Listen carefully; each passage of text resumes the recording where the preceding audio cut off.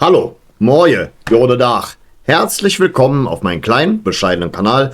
Ich bin der Leo, schön, dass ihr eingeschaltet habt. Ja, liebe Freunde, hat ein bisschen gedauert, bis ich meine Nachbesprechung aufnehme. Letzten Endes gewinnen wir dann Gott sei Dank 3:1. Darüber sprechen wir.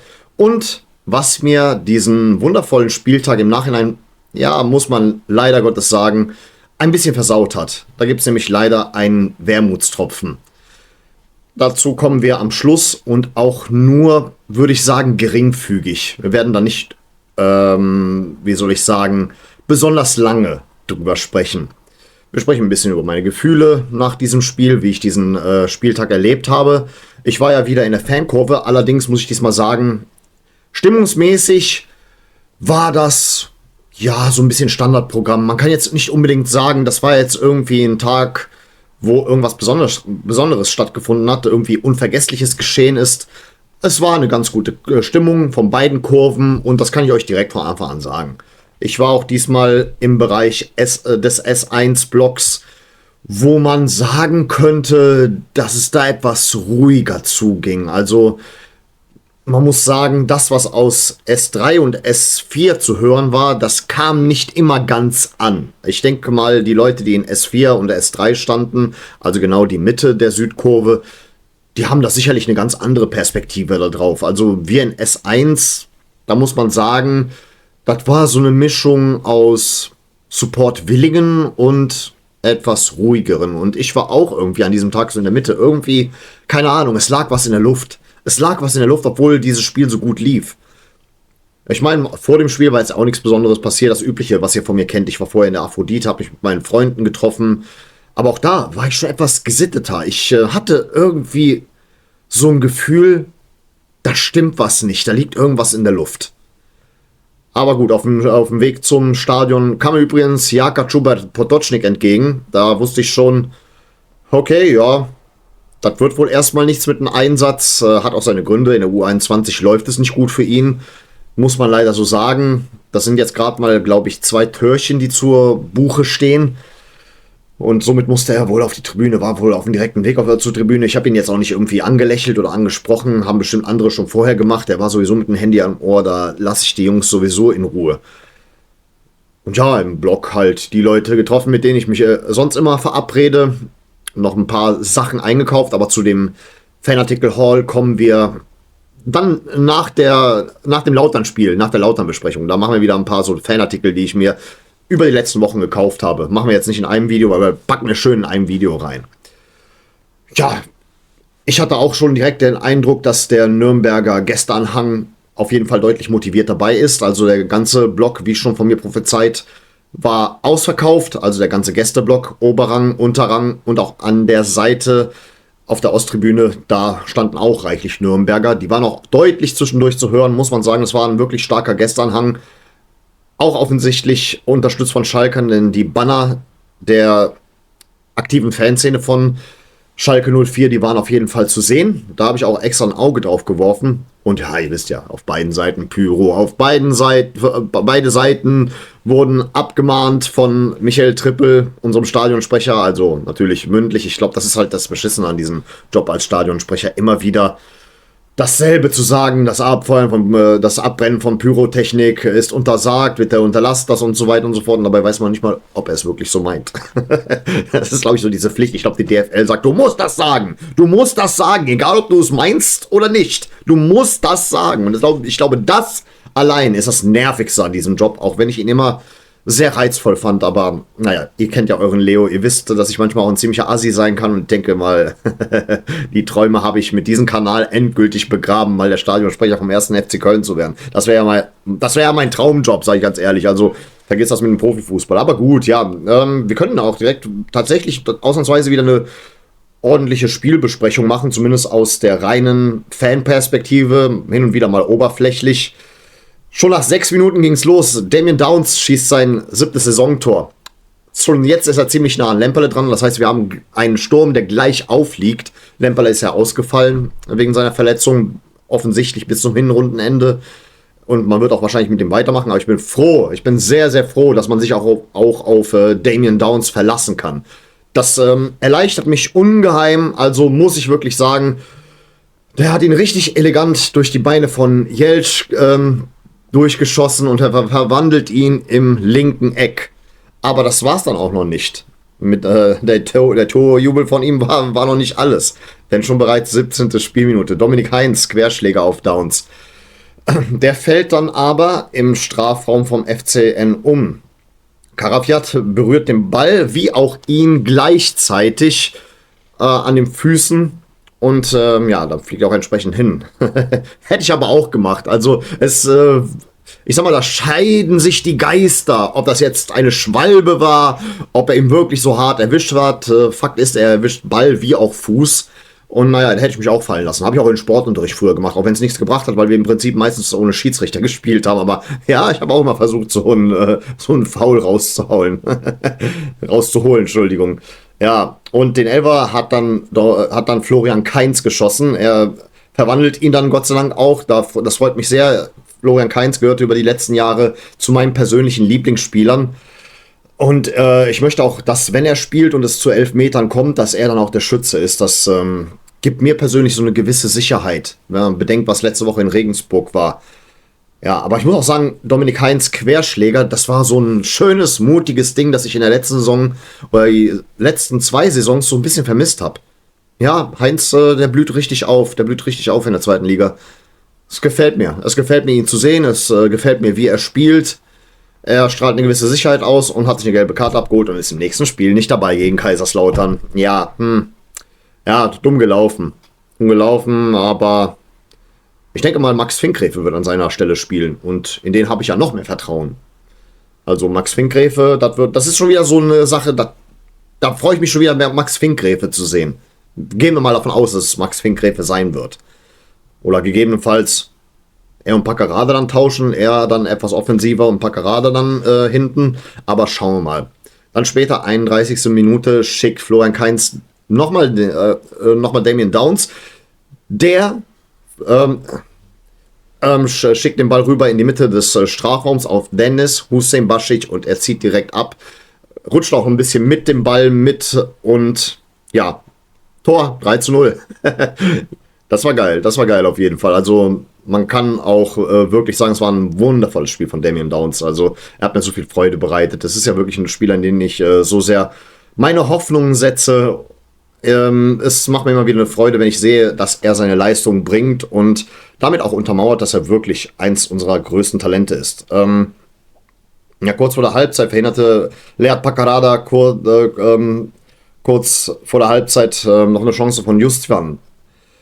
Ich war mir aber trotzdem nicht so ganz sicher, ob das was mit dem Sieg wird. Ich war in Karlsruhe, schwebt einem die ganze Zeit im Kopf herum, aber gegen Karlsruhe, wenn ich mich jetzt richtig zurückerinnere, sind wir mit einem 3:1 in die Halbzeit gegangen. Diesmal mit einem 3:0. Das ist dann schon wieder ein anderer Spielverlauf.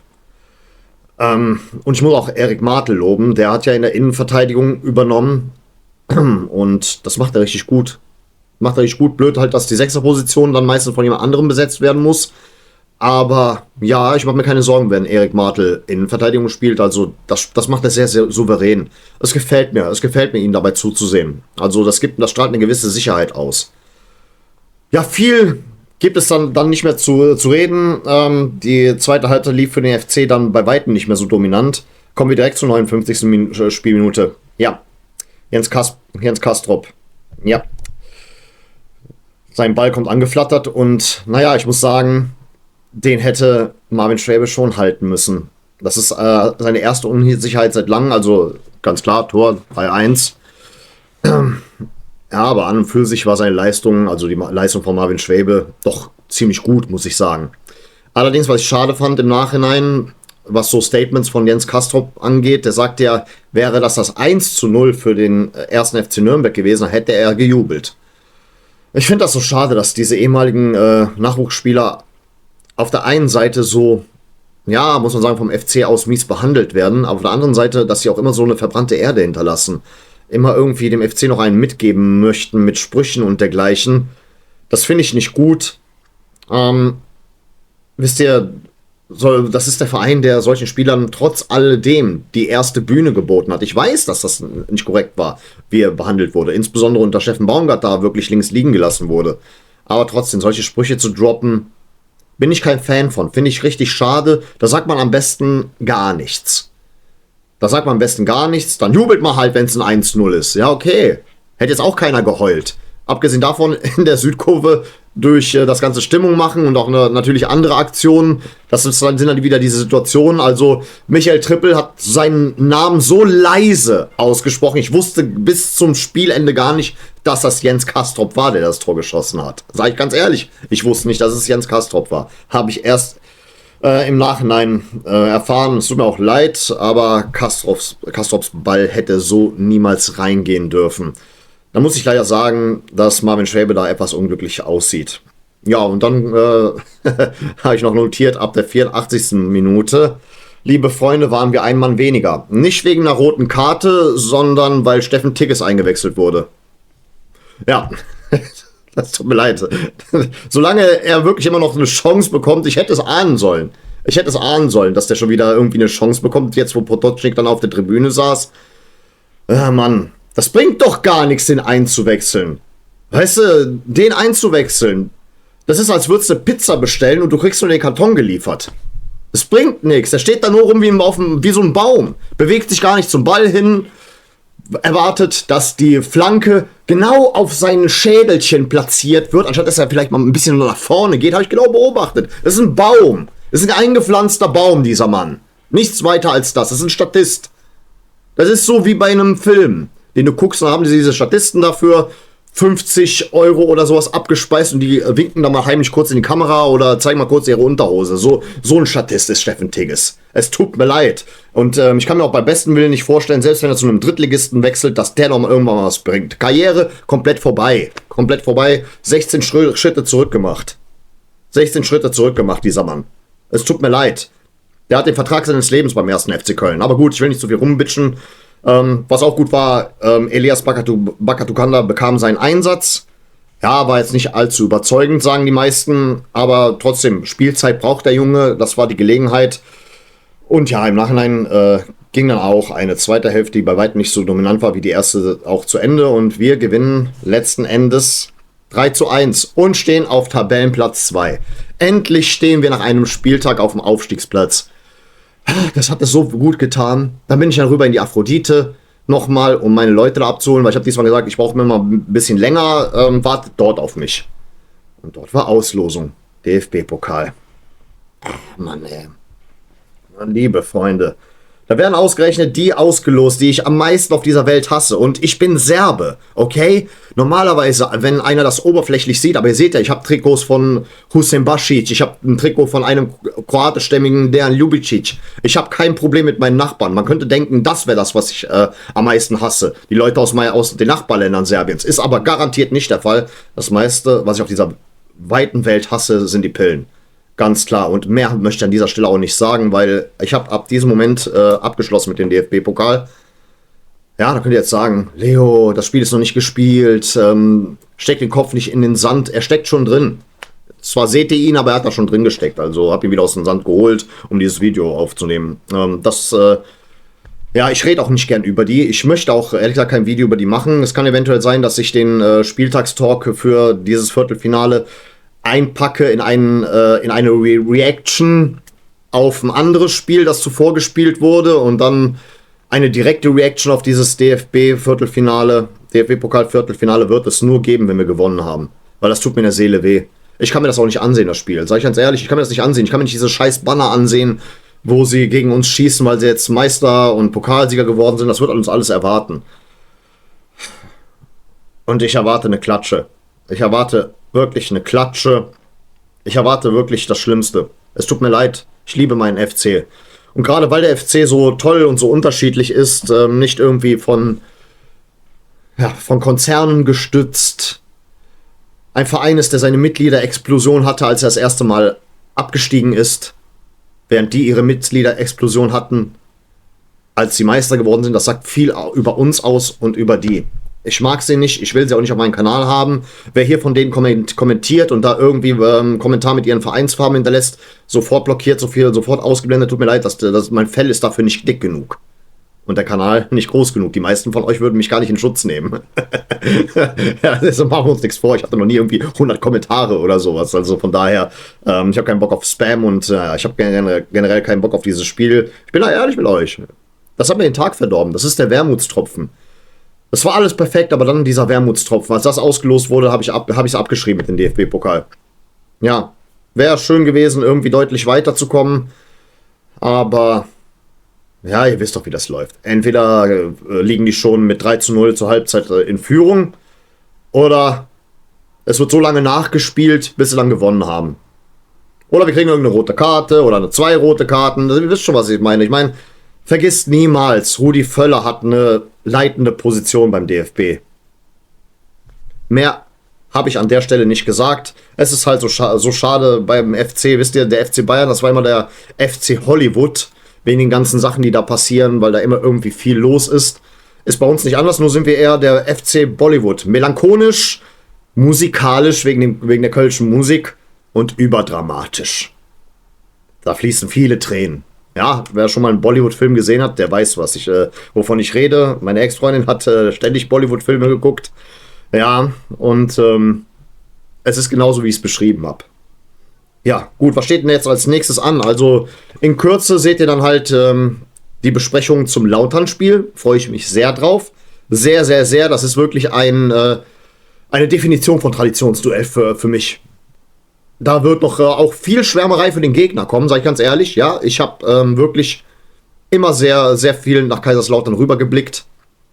Und ja, da freue ich mich drauf. Das sind Spiele, auf die ich mich freue. Das wird kommen. In der Reaction auf das Lautern-Spiel kommt sogar noch ein Fanartikel-Haul. Ich habe mir letzte Zeit einige Sachen gekauft, das werde ich mit einbinden. Und bitte nicht vergessen, save the date. Save the date. 24.12. Also nächste Woche Dienstag um 9 Uhr geht mein Weihnachtsspecial online.